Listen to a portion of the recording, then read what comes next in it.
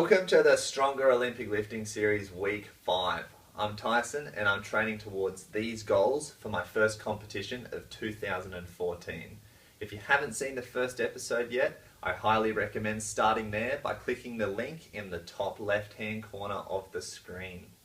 Now if you watched last week's episode, you'll know that this week 5 is a designated week off, and I use that time to catch up with my training partner for bodyweight strength training, as he recently started Olympic lifting. I thought our conversation would be able to benefit those who have just started Olympic lifting or those who want to start Olympic lifting but haven't yet made that plunge. Before we get into that, I just want to answer a few questions from you guys.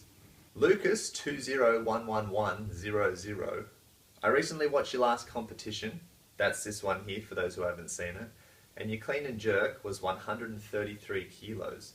Why don't you reach a goal heavier than 135 kilos? Great question.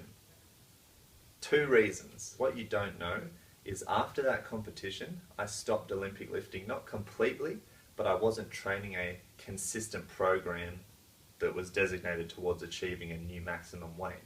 So in layman's terms, I slacked off basically, and what that resulted in was a competition. Well, what that resulted in was decreased strength, really. I had another competition between that nationals competition that I did and this one that's coming up. November 2013, there was another competition that I didn't put up on YouTube, and that kind of demonstrated how good it is to slack off sometimes. I struggled with 125 kilos for the clean and jerk in that competition, and I went for 130 kilos twice, and I could not clean it. I racked it, but I couldn't get up. I didn't have the leg strength. So I don't think it was appropriate to base my goals on a 133 kilo max previously, given that there had been a lot of time in between, and when I had previously gone for a max attempt again, it wasn't near 133 kilos anyway. The second reason is look at the 133 kilo clean and jerk. The form is kind of all over the place. I got that lift. I got that lift on sheer determination. There was a crowd, it was nationals competition, so for me there was a lot riding on it. But if you look at the technique, that's not how I want to get a clean and jerk. Look at the way that the shoulders round forward. It just looks bad. So that only what seems to be a 2 kilo increase is actually quite significant, because I plan on reworking that clean technique and always being able to rack it with those shoulders retracted, the chest up, and the elbows locked in. Brian Williams, have you commented before? Are there any weightlifters you like watching to help you get motivated and amped before a training session? He's greedy. He's asked another question, but I'll answer that one first. Yes, there are weightlifters that I watch that motivate me, but I don't watch any weightlifters or any videos just before I go to gym purposely to get motivated to go. So the weightlifters that I watch mainly are Dmitry Klokov, Ilya Ilin, and of course Melko Tokola, I think is how you say his name. So the top 2 are both world champions. It's just great to see how an Olympic champion and a world champion train. Both of them actually very kindly upload a lot of their training for you to watch, and it's just good as an Olympic lifter aiming for higher levels of competition to just watch how they train and just go about it. I find it really interesting, and of course just to watch their technique is a marvel in itself. Ilya Ilin, speed is amazing. Klokov is also, he's very fast, but his strength is very phenomenal. Then down there, this guy, Melko Tokola, just watch his stuff. He is so freaking fast. In previous episodes, you hear me talk about my snatch and how I ride it down. Same with snatch balance. So I just watch Melko in awe. That, plus his apocalyptic laugh, make it well worth the subscription you should make to this guy. So those are the 3 main guys who I watch. To answer your question directly, no, I don't watch videos to get amped up just before I go to gym. Brian's second question is, what does your diet consist of to stay around your weight class? go over and check out the Facebook page, and I've answered that question pretty much to a T as best as I can on the Stronger Facebook page. That's the questions, guys. If you have any yourself, feel free to comment down below. Now let's get on with this interview that everyone's been waiting for. Hey guys, today I'm with Lachlan Walker, my training partner for bodyweight and gymnastics training, and he's recently started Olympic lifting. That's actually the reason he's here today. I'm going to ask him a few questions about what it was like starting Olympic lifting and what it's like as a beginner in the weightlifting sport. Lachlan has his own YouTube channel. Check it out here. I've also put it in the description down below. He posts a lot of gymnastics and bodyweight strength related content, as well as his most recent Olympic lifting series. Thanks for coming on the show. Now let's play hardball. So I guess the most obvious question people would want to ask you is, what made you want to try Olympic lifting? Well, this guy did.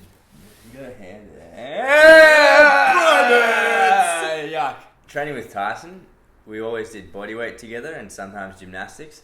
I was always amazed by the vert on this guy.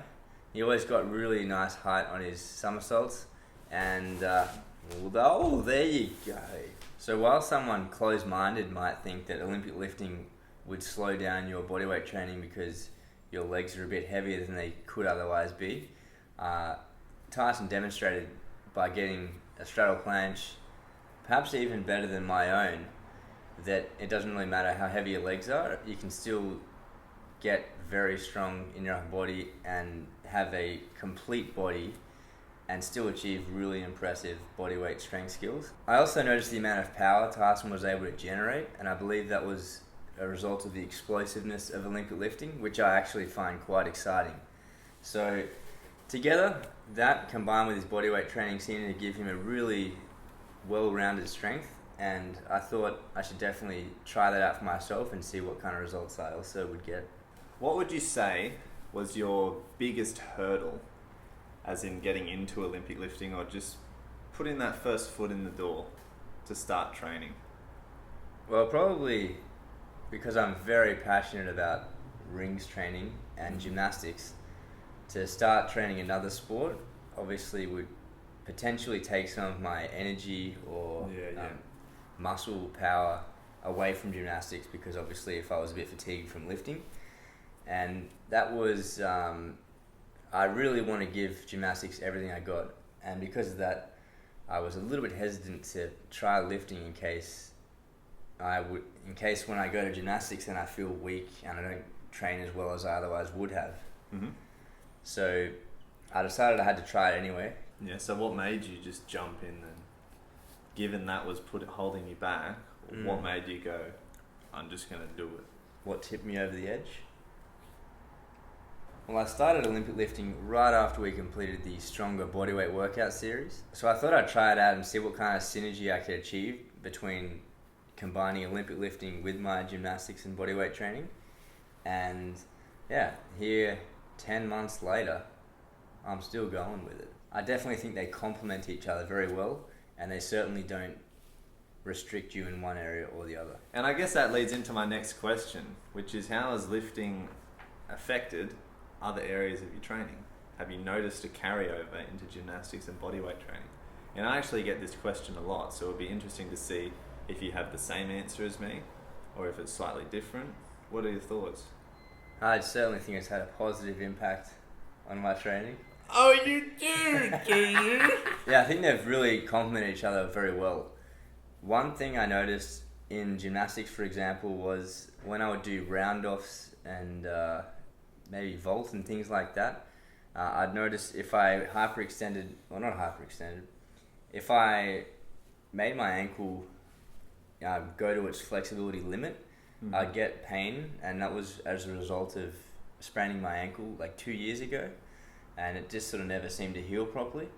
And then I noticed after doing back squats, it sort of put the same pressure on the ankle because it bends your ankle forwards. After having done those squats, I've never had that same ankle pain doing round-offs, which is incredible. It sounds to me like the range of motion that you put your ankle through when you were tumbling is the same as the range of motion with the squat, but with the tumbling it was always a very sudden jolt to the ankle, whereas with the squat it was very slow, very controlled, so it gradually made the ligaments, the tendons all feel a lot more comfortable because it was a gradual process. Yeah, exactly. And that's I suppose that was an area of my training that was underdeveloped prior to lifting, and then doing lifting really helped get that up to speed, which I can't express how great that is and how much I appreciate that one thing alone. That's not to mention all the other benefits I've been getting. One other thing I noticed was about 2 months after lifting, my handstand push-ups felt really solid, and I wasn't even training them. Like, I just was playing around with Tyson and tried one, and it just felt more explosive and powerful. And I imagine that's to do with the jerks and push press and all that kind of, where you've got the bar and you're just working on that motion. So all right, guys, I think we'll end it on some direct advice to you out there. Is there any specific advice you would give to someone that's looking to start Olympic lifting that they may not be aware of? Best piece of advice I can give, I would say, is when you start, have no ego. And by that I mean start on the light weights, be fully concerned with your technique, because Olympic lifting is a very technique intensive sport. There's only 2 lifts and there's a lot of technique involved in each one. So spend time on a light weight, just with a coach ideally, trying to get the right technique through each part of the lift. And then once you've understood that and you've got it almost subconscious, start to increase the weight, and always keep paying attention on your form rather than the actual amount of weight you're doing. I think that way you're going to progress a lot faster and also a lot safer than if you were to try to, go in there and do as heavy as you can right away without understanding the technique. Yeah, I would agree with that completely. I, as well, came into Olympic lifting with no ego, thinking I was better than anyone else, taking all the advice I got, even if it was from the coach or another lifter beside me. I took everything on board, and I think it makes you a better athlete and a better Olympic lifter overall. Well, I guess that wraps up the interview. Thanks a lot for being part of this series that I'm doing, giving advice to those out there that haven't tried. I hope you enjoyed the video, guys. As always, subscribe to stay up to date. There'll be a new episode next Thursday, and I'll see you guys then. Training resumes next week, and you'll see that I've moved to Sydney. That obviously means there's going to be a different gym, different facilities. There's a new program, and it's starting me off with some big lifts. Come join me next Thursday, guys, for week 6. I'll see you there.